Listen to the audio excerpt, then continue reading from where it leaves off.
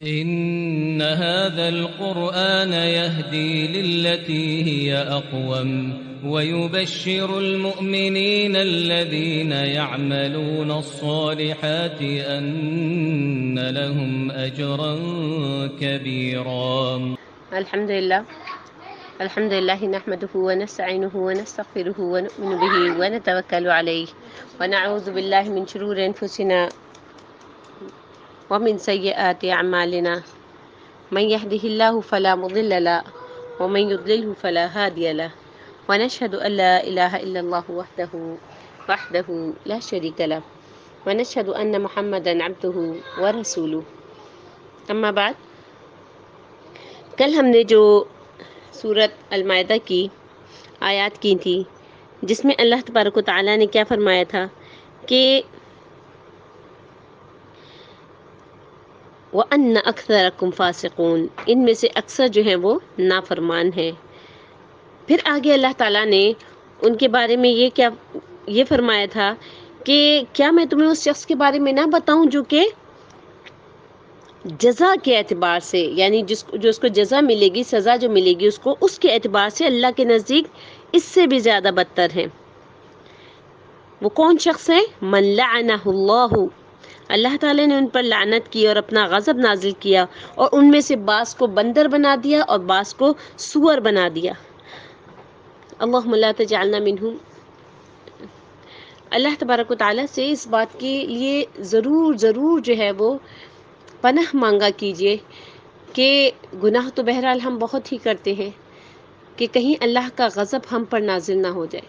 کہیں اللہ تعالیٰ جیسے پہلی اقوام کے لیے اللہ تعالیٰ نے پتھروں کو حکم دیا، کبھی آپ نے پہاڑوں کے پاس سے گزرتے ہوئے سوچا کہ اگر ان پتھروں کو اللہ تعالیٰ حکم دے دے کہ ان انسانوں کے اوپر گر جاؤ، تو کیا وہ اللہ تعالیٰ کے حکم کی روگردانی کریں گے؟ ہرگز نہیں کریں گے. تو ہمارے گناہ جتنے ہیں تو اس کے لیے ہر وقت اللہ تعالیٰ سے ڈرتے رہنا چاہیے کہ الحمدللہ اللہ تعالیٰ نے ہمیں ستر میں رکھا ہوا ہے، ہمیں پردے میں رکھا ہوا ہے، اللہ تعالیٰ کا عذاب ہم پر نازل نہیں ہوا. الحمدللہ رب العالمین. تو بہت شکر ادا کیا کریں اور اپنے گناہوں سے ڈرتے ہوئے اس پہ ضرور استغفار کیا کیجئے کہ کس طرح سے اللہ تعالیٰ نے پہلے کے لوگوں کو بندر بنا دیا تھا، سور بنا دیا تھا. اس کے بعد جو آج کی آیات ہے وہ کیا ہے؟ لولا ينهاهم الله الربانيون والاحبار عن قولهم الاثم واكلهم السحت لبئس ما كانوا يصنعون. رب والے اور ان کے علماء انہیں گناہ کی بات کہنے اور حرام کھانے سے کیوں نہیں روکتے؟ بہت برا ہے وہ جو کچھ اپنے لیے تیار کر رہے ہیں. یعنی یہاں پر ان علماء کی جو کہ یہود و نصارہ کے جو علماء تھے ان کی جو ہے سرزنش کی جا رہی ہے. اللہ تعالیٰ ان کو جو ہے وہ سزا سنا رہے ہیں. کیا کہہ رہے ہیں کہ ان کے علماء نے ان کو جو ہے وہ گناہ کرنے سے اور حرام کھانے سے کیوں نہیں منع کیا. یعنی مشائخ کو اور علماء کو چاہیے تھا کہ وہ انہیں ان کاموں سے روکتے.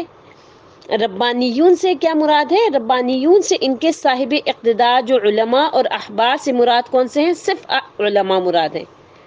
یعنی ربانیون کہتے ہیں ان علماء کو جو کہ صاحب اقتدار ہوتے تھے، یعنی ان کے ہاتھ میں حکومت کی باغ دوڑ بھی ہوتی تھی. اور احبار سے مراد صرف وہ جو کہ علم حاصل کرتے تھے، وہ علماء. تو اللہ تعالیٰ کہہ رہے ہیں لبئس ما كانوا يعملون، بلا شبہ وہ بہت برا ہے جو وہ کرتے ہیں. علی بن ابو طلحہ نے حضرت ابن عباس سے روایت کیا ہے کہ انہیں ان کاموں سے منع نہ کرنے کی وجہ سے ان کے مشائخ اور علماء بھی برا کرتے تھے. یعنی وہ خود برا کام کرتے تھے تو پھر اس لیے ان لوگوں کو بھی منع نہیں کرتے تھے.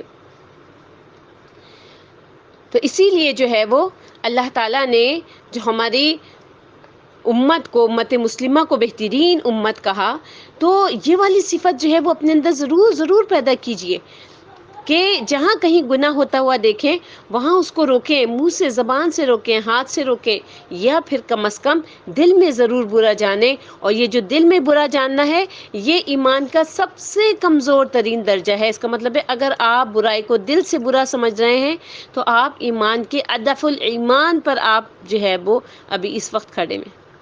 یعنی جو کمزور ترین درجہ ہے. تو اگر کچھ ایسی برائیاں ہیں جن کو ہم برائیاں ہی نہیں سمجھ رہے ہیں، جن کو ہم غلط بات ہی نہیں سمجھ رہے ہیں، تو پھر سوچئے کہ اس برائی کو کرتے وقت ہم ایمان کے کس درجے پہ کھڑے ہوتے ہیں. ٹھیک ہے، تو اس لیے جو ہے وہ حضرت ابن عباس کا قول ہے کہ قرآن مجید کی کوئی اور ایسی آیت نہیں جس میں اس سے بڑھ کر سرزنش کی گئی ہو، یعنی جس میں اللہ تعالیٰ نے اتنا ان کو ڈانٹا ہو. اسی طریقے سے حضرت علی بن ابو طالب رضی اللہ تعالیٰ عنہ نے خطبہ دیا اور حمد و ثنا کے بعد فرمایا، لوگوں تم سے پہلے لوگ اس لیے تباہ و برباد ہوئے کہ انہوں نے گناہوں کا ارتکاب کیا اور ان کے مشائخ علماء نے انہیں منع نہیں کیا، اور جب وہ گناہوں میں بری طرح مبتلا ہو گئے تو سزاؤں نے انہیں اپنی لپیٹ میں لے لیا. لہٰذا تم نیکی کا حکم دیا کرو اور برائی سے منع کیا کرو قبل اس کے کہ تم پر بھی کوئی ایسا عذاب نازل ہو جائے جیسا کہ ان پر نازل ہوا تھا. یاد رکھو، عمل بالمعروف اور نہی عن المنکر سے نہ تو کسی کے رزق میں کمی آ سکتی ہے اور نہ ہی اس سے کسی کی موت قریب آ سکتی ہے. یعنی کوئی یہ سمجھے کہ شاید میں جو ہے وہ جس جگہ کام کرتی ہوں یا جہاں سے میرا رزق آ رہا ہے وہاں پر جو غلطیاں ہو رہی ہیں یا وہاں پر جو گناہ ہو رہے ہیں، اگر میں ان کو منع کروں گی، اگر میں ان کو جو ہے وہ اس طرف توجہ دلاؤں گی تو پھر میرے رزق میں جو ہے کمی آ جائے گی، اس طریقے سے کہ شاید مجھے جاب سے نکال دیا جائے گا یا پھر میرا جو رزق آ رہا ہے وہ بند ہو جائے گا. تو یہ واضح طور پہ حدیث ہے کہ کسی کے رزق میں کمی نہیں آتی عمل بالمعروف کرنے سے، اور نہ ہی یہ بھی نہیں سوچنا چاہیے کہ انسان جو ہے وہ ڈر کے کہ کہیں ایسا نہ ہو کہ میں جو ہے وہ کسی کو نیکی کا حکم دوں اور وہ جو ہے وہ غصے میں آ کے مجھ پر جو ہے وہ کوئی کسی قسم کا حملہ کر دے یا مجھے کوئی نقصان پہنچانے کی کوشش کرے. تو اللہ تعالیٰ نے کہا کہ ایسا کچھ بھی نہیں ہے، یہ صرف شیطانی باتیں ہیں، شیطانی چالیں ہیں. جو شیطان جو ہے وہ انسان کے دل اور دماغ میں جو ہے وہ اس طریقے سے حاوی ہو جاتا ہے کہ اس کو جو ہے پھر اس بات سے ڈر لگنے لگتا ہے کہ نہیں اگر میں نے کسی کو کچھ کہا، اگر میں نے کسی کی غلط بات پہ ٹوکا تو شاید اس کو برا لگ جائے گا. حالانکہ آپ دیکھیں کہ 50% ایسے بھی لوگ ہوتے ہیں کہ جب آپ ان کو کوئی بات بتاتے ہیں تو وہ اچھی طریقے سے سنتے ہیں اور اس کے اوپر عمل کرنے کی بھی کوشش کرتے ہیں.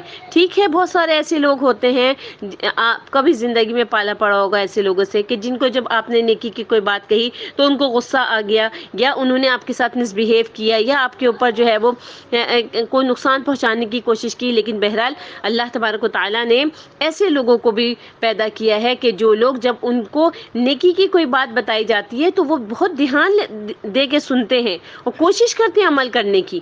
ایسا نہیں ہے کہ سب کے سب جو ہیں وہ ان کے دل ایمان سے خالی ہیں، ایسا نہیں ہوتا. لیکن شیطان ہمارے اوپر جو ہے وہ اس طرح سے حاوی ہے. شیطان ہمیں یہ طریقے اور یہ باتیں سمجھاتا ہے کہ نہیں، کسی کو اگر تم نے کچھ کہا تو پھر جو ہے وہ الٹا تم نقصان میں پڑ جاؤ گے. ٹھیک ہے، اسی طریقے سے جو ہے وہ امام احمد نے جریر رضی اللہ تعالیٰ عنہ کی روایت کو بیان کیا ہے کہ رسول اللہ صلی اللہ علیہ وسلم نے فرمایا، جس قوم میں کوئی ایسا شخص ہو جو گناہوں کا ارتکاب کرتا ہو اور وہ اس سے زیادہ معزز اور زیادہ طاقتور ہونے کے باوجود اسے گناہ سے منع نہ کریں تو اللہ تعالیٰ ان سب کو اپنے عذاب کی گرفت میں لے لے گا. یعنی کہ کوئی ایسا شخص جو گناہوں کا بہت گناہ گار ہے لیکن چونکہ وہ بہت معزز ہے، بہت اعلیٰ عہدے پر فائز ہے، اس کا گریڈ بہت ہائی ہے، یا وہ کوئی وزیر MNA ہے، یا اس تک جو ہے وہ ہمیں لگتا ہے کہ اگر ہم نے اس کو منع کیا تو اس کی پہنچ اتنی زیادہ ہے کہ وہ ہمیں شدید قسم کا نقصان پہنچا سکتا ہے. پھر انسان جو ہے وہ اس ڈر کی وجہ سے جو ہے وہ اسے گناہوں سے منع نہ کرے، اسے اس کی جو غلطیاں ہیں وہ نہ بتائے. تو اللہ تبارک و تعالیٰ نے کیا فرمایا ہے کہ ان سب کو پھر جو لوگ ایسا کر رہے ہیں ان سب کو پھر اللہ تعالیٰ جو ہے وہ عذاب کی گرفت میں لے لیں گے. اسی طریقے سے امام داؤد نے بھی ایسے ہی ایک اور حدیث کو بیان کیا ہے جو کہ حضرت جریر کی روایت ہے کہ میں نے رسول اللہ صلی اللہ علیہ وسلم کو یہ بیان فرماتے ہوئے سنا کہ جب کسی قوم میں کوئی شخص معاصی کا ارتکاب کرتا ہے، یعنی گناہ کا ارتکاب کرتا ہے، گناہ اس سے ہو جاتا ہے اور وہ اسے منع کرنے کی قدرت تو رکھتے ہوں مگر منع نہ کریں تو اللہ انہیں ان کے مرنے سے پہلے اپنے عذاب کی گرفت میں ضرور لے گا. یعنی مرنے سے پہلے اللہ تعالیٰ ان کو ضرور اس بات کی سزا دکھائے گا، یہ بتائے گا کہ دیکھو تم نے یہ فلاں وقت میں یہ گناہ کیا تھا، یہ اس چیز کی جو ہے وہ سزا ہے. تو اس لیے جو ہے یہ بہت اہم بات ہے کہ جو ہے وہ جو شخص جس کو جہنم میں ڈالا جائے گا وہ اللہ تعالیٰ سے حجتاً کہے گا کہ یا اللہ یہ وہ لوگ تھے کہ جن کو جو ہے وہ ہر بات کا پتہ تھا، ہر بات جو ہے وہ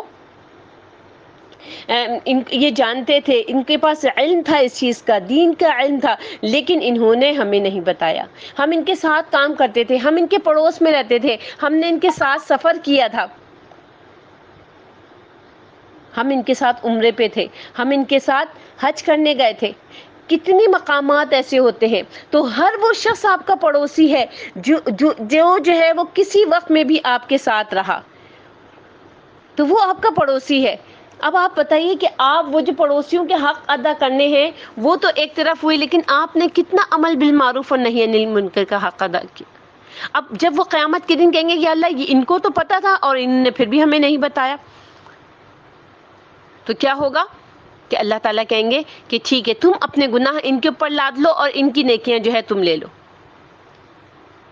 کیا ہمیں اچھا لگے گا کہ وہ نیکیاں جو بڑی مشکلوں سے قبول ہوئی ہیں، یعنی اعمال نامے میں تو ہماری وہی نیکیاں موجود ہوں گی نا جو قبول ہو گئیں، ٹھیک ہے؟ اب جو نیک عمال کرنے کی جو ریشو ہے، جو نیک عمال کرنے کی جو فی الحال ہماری سچویشن ہوتی ہے وہ اتنی عجیب ہوتی ہے کہ بہت مشکل سے، بلکہ میں تو کہتی ہوں کہ سرزد ہی ہو جاتے ہیں ہم سے کوئی نیک عمل ہو جاتا ہے، ورنہ تو ہم کوئی نیک عمل کر ہی نہیں رہے ہوتے۔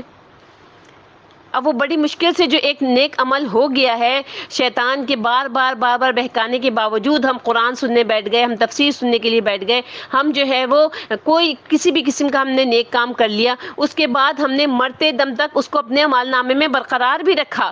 کس طریقے سے کہ جو ہے نہ تو ہم نے لوگوں کو سنایا، نہ تو ہم نے ریاکاری کی، نہ ہم نے لوگوں کو بتانے کی کوشش کی، اور ہماری نیت بھی بالکل خالص تھی، ہماری نیت میں بھی کوئی بھی کھوٹ نہیں تھا کہ جو ہے یہ ہم دنیا والوں کے لیے کر رہے ہیں یا کسی کو سنانے دکھانے کے لیے کر رہے ہیں۔ یہ ساری جتنے بھی پوائنٹس ہیں وہ ہمارے اس ایک نیک عمل میں شامل تھے۔ اس کے بعد جو ہے وہ قیامت کے دن ہمیں اپنے اعمال نامے میں ملے گا۔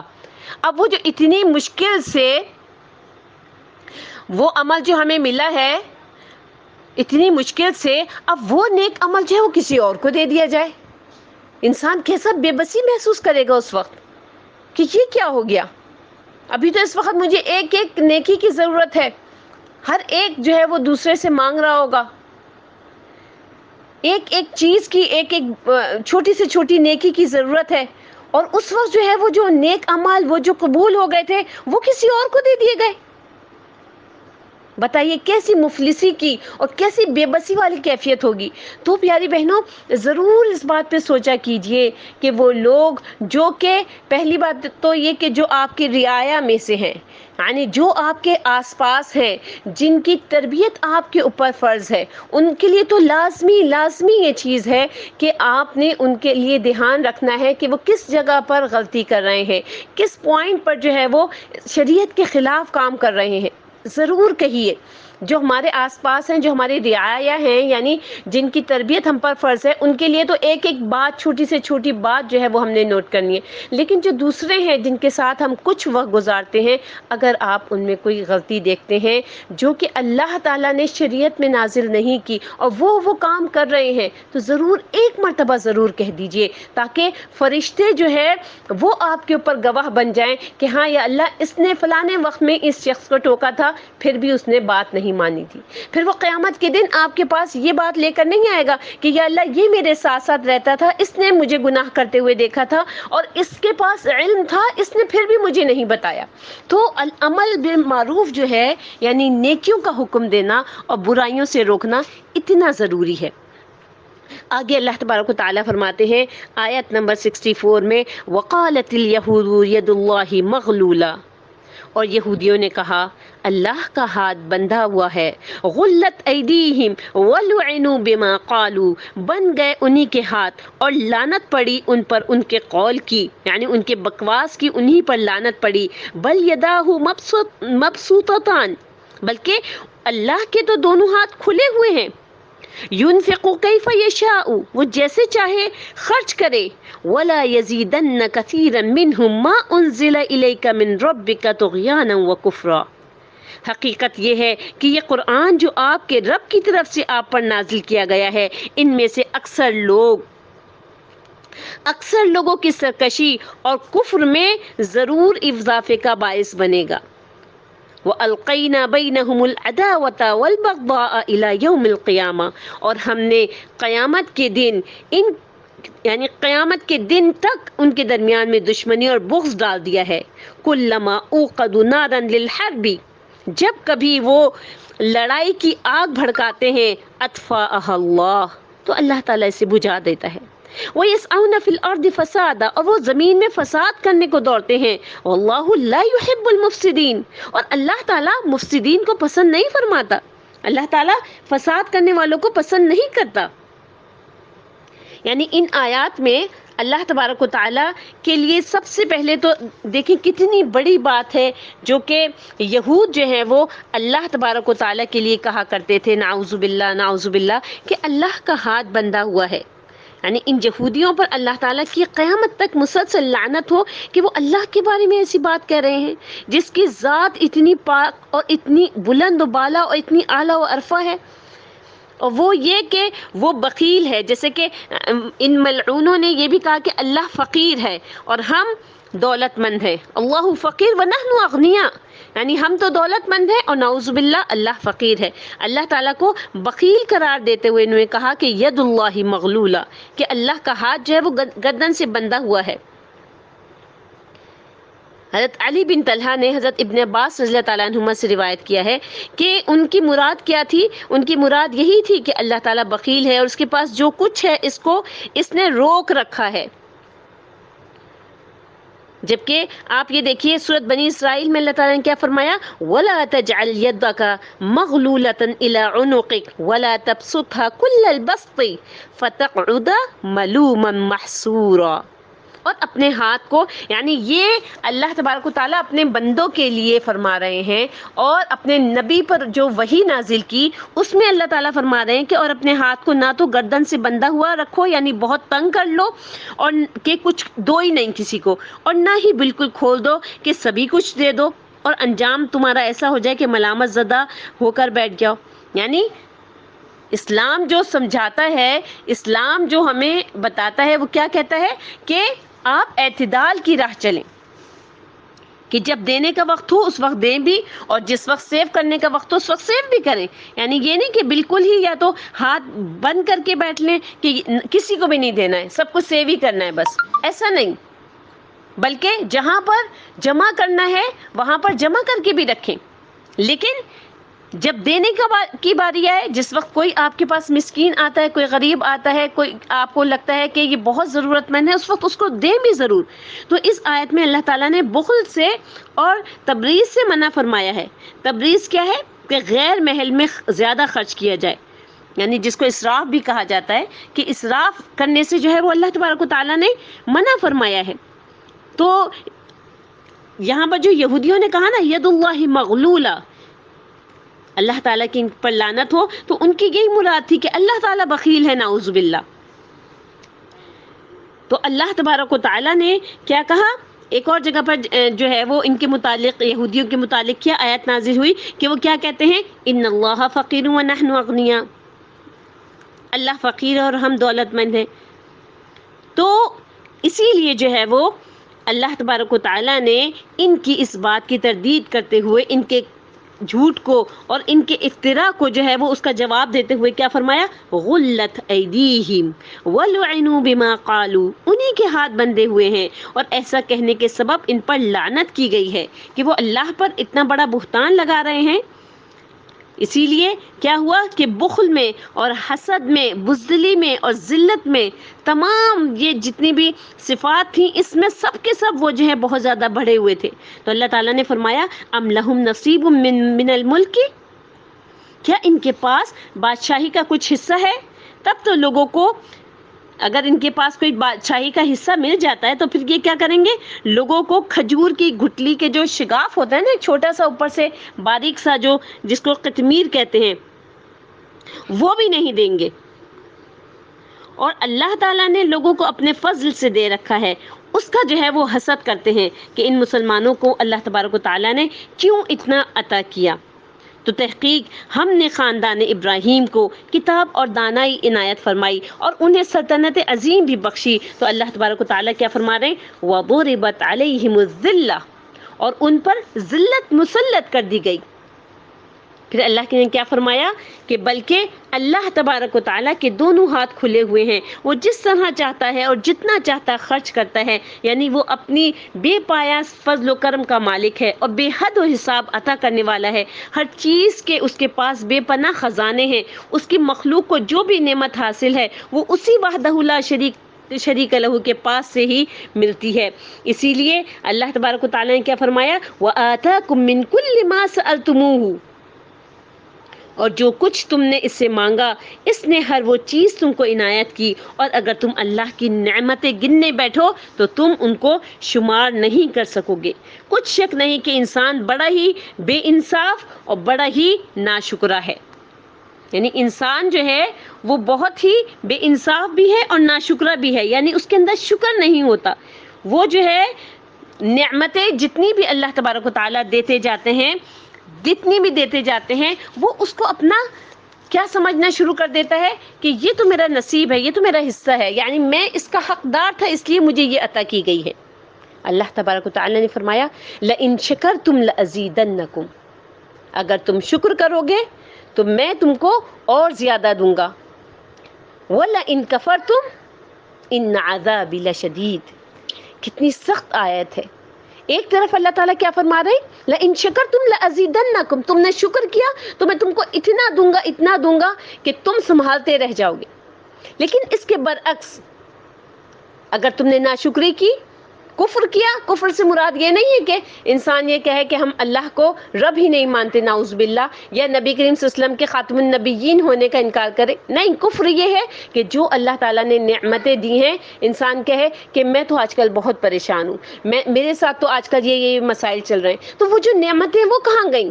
کبھی ایسا ہوا کہ آپ دو کوئی بیٹھ کے باتیں کر رہے ہوں اور آپ نے کہا ہو کہ مجھ پر اللہ تبارک و تعالیٰ کا بہت فضل و کرم ہے، اللہ تعالیٰ نے مجھے صحت دی ہوئی ہے، میں بول رہی ہوں، میرے پاس بولنے کی طاقت موجود ہے، دیکھنے کی طاقت موجود ہے۔ کتنے لوگ ہیں جو کہ بینائی سے محروم ہیں، کتنے لوگ ہیں جو کہ پیروں سے چل نہیں سکتے، کتنے لوگ ہیں جو اس بات کے لیے ترستے ہیں کہ وہ ایک مرتبہ جو ہے وہ زمین پہ سجدہ کر سکیں لیکن وہ نہیں کر سکتے۔ تو میرے پاس اللہ تبارک و تعالیٰ نے مجھے یہ تمام طاقتیں دی ہیں، یہ تمام صلاحیتیں ہیں میرے پاس، تو میں کتنا شکر ادا کر رہی ہوں۔ اور اس کے مقابلے میں میرے پورے دن میں کتنے جملے اس طرح کے ہوتے ہیں، آج بہت گرمی ہے، آج میں بہت تھک گئی، آج میرے ساتھ یہ مسئلہ ہوا، آج میرے ساتھ یہ مسئلہ ہوا۔ کتنے ہم ایسے جملے ادا کرتے ہیں اور کتنے ہم ایسے جملے ادا کرتے ہیں کہ یا رب العالمین آپ کا بہت بہت شکریہ کہ آپ نے ہمیں یہ تمام نعمتیں عطا کی۔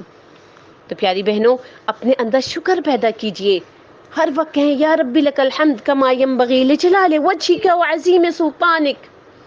یعنی ایک صحابی نے جب یہ والی دعا پڑھی تھی تو فرشتے جو ہیں اس کا جو ثواب ہے وہ لکھنے سے قاصر ہو گئے تھے، اتنا اس کا ثواب ہے۔ یا رب لک الحمد، اے اللہ آپ کا شکریہ، آپ کا میں بہت بہت شکریہ ادا کر رہی ہوں، کس بات پر؟ جو آپ نے نعمتیں دی ہیں، کتنا شکر ادا کر رہی ہوں۔